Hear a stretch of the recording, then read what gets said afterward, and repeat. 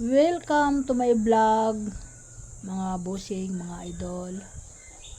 Yan, mag-isa lang ako dito ngayon at yung pamangkin ko na kasama ko ngayon dito sa tindahan at nandoon, naligo na kasi magpapa-enroll po siya ngayon sa kanyang papasukan na school sa STI. Siya po doon mag-aaral at sasamahan ng anak ko doon magpa-enroll ngayong araw na ito para matapos na at maka-enroll na siya at para ang iintindi na lang niya yung kanyang pagpasok sa pasukan. Tapos na po.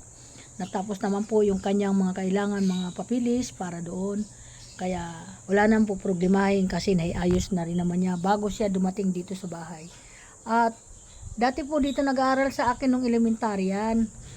Nalipat po siya ng Quezon City hanggang sa nalipat sa Batangas. Ngayon, mag-high school siya. Dito naman siya uli babalik sa akin. Kaya ako naman nagpasalamat sa Panginoon at kahit papano ibinalik siya sa amin. At mayroon din ako makasama-sama sa aking pagtulog sa aking kwarto.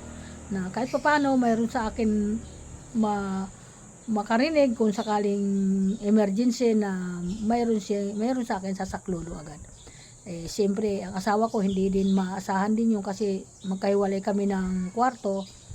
Kung sakali may mangyayari sa amin dalawa, mayroon tutulong agad sa amin sa saklolo. Kasi ang mga anak ko po ay kanya-kanya na po kami. Hindi na mo magkakasama. Kaya mabuti na lang hindi dito nag-aral siya. Kaya salamat sa Panginoon at binigyan mo na naman ako ng alalay kahit papaano, kahit na kasi pamangking ko naman yan at tutulong din ako kahit papaano sa kanya kahit sa pang araw-araw na pamasahe sa kanyang pagpasok. Ayun, kasi may pangarap po yung bata na yon at tutulungan namin, nasa likod lang kami niya sa kanyang mga pangarap at gusto niya gumanda ang buhay niya at siyempre mahirap lang din yung kanyang mga magulang at makatulong din siya sa kanyang magulang at mga kapatid niya na nangangailangan ng tulong. Kaya yan, nandito naman kami para kahit sa kaunting halaga at maabutan namin siya sa kanyang pag-aaral. Thank you so much. Andyan din yung anak ko na tumutulong sa kanya, na andyan si Lani na malaking bagay din na pag nangailangan siya at hindi lang pag oras na ay siya rin naman kahit papaano tulungan. Marami sa kanyang kasi basta magpakabait lang siya.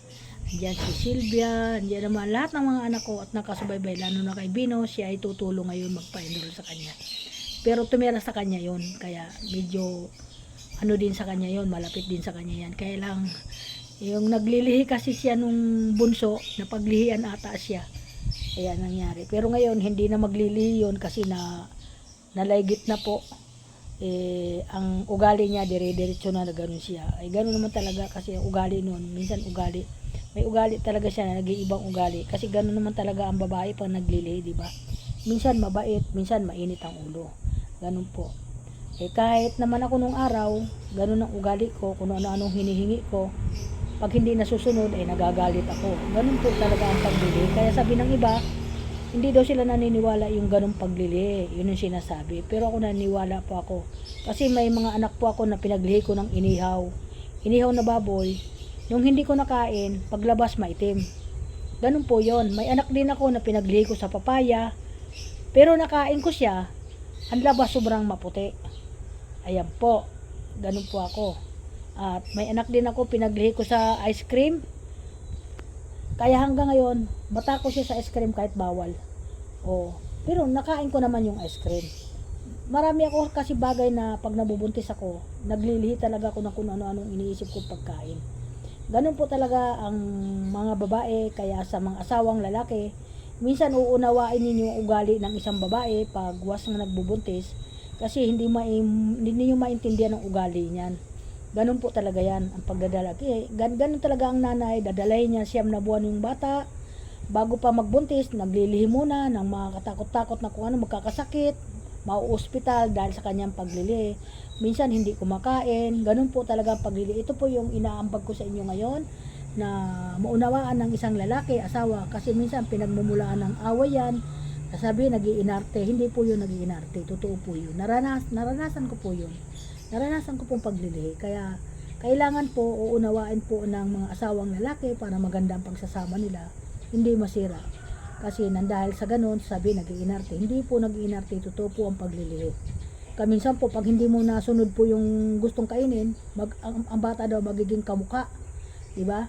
O nangyayari din po yun, pero minsan hindi din man. Hindi din namang ano. Pero talagang pag ano, siguro, ano lang yun, sabi kong ganun. Pero ang paglilihi, totoo po yun. Maniwala po kayo. Kaya okay, maraming salamat at good morning everyone. Good morning for watching sa lahat ng mga kaibigan. Good morning sa lahat ng sumisuporta kay Nanay Linda. Ako pinagpapasalamat muli sa inyo. At lagi po tayo mag-iingat sa lahat ng mga follower ko, mga idol, lalo na kay Sharmita. Marami pong salamat sa inyo sa pagsuporta nyo sa akin, sarili. Sana po marami pa pong mga kagaya sa akin ang magaya po kahit papaano. Kahit na ganito lang ang ginagawa ko ay marami din po natutuwa sa aking ginagawa. Kaya ako po nagpapasalamat sa inyo dahil sa ganitong tanda ko at lula na ako. At salamat po sa Panginoon. Yun po. At kahit papaano siguro isa din po yun na ginagabayan nila ako. Kaya ganun. Salamat po sa lahat. At good morning din sa mga anak ko ngayon na naghahanap buhay. Relax lang kayo. Huwag kayo laging nagmamadali. Yung paghanap buhay naman, kailangan nire-relax lang natin yung ating sarili. Huwag tayo laging mag-iinit ang ulo kasi mainit ang panahon. I-relax lang din natin. At pang mga high blood dyan, iinom kayo ng mga maintenance yung mga anak para hindi tumataas yung ating mga dugo. Kagaya sa akin, lagi mataas yung aking high blood. Pero may maintenance naman ako. Dinagdagan na naman nga ang aking maintenance sa high blood. Kaya sobra nang napakataas ng aking iniinom sa high blood. Tintis ko lang po yun kasi nandiyan naman ang Panginoon natin para tulungan ako. Yun po yung aking hinihiling. Panalangin lang po. Okay lang po yun. Basta marunong tayo manalangin, andyan ang Panginoon natin, ginagabayan tayo. Hindi tayo pahihintulutan mo na mawalay sa ating pamilya. Yun lang po. Kaya kayo magpapasalamat. Thank you. Bye-bye. Oh,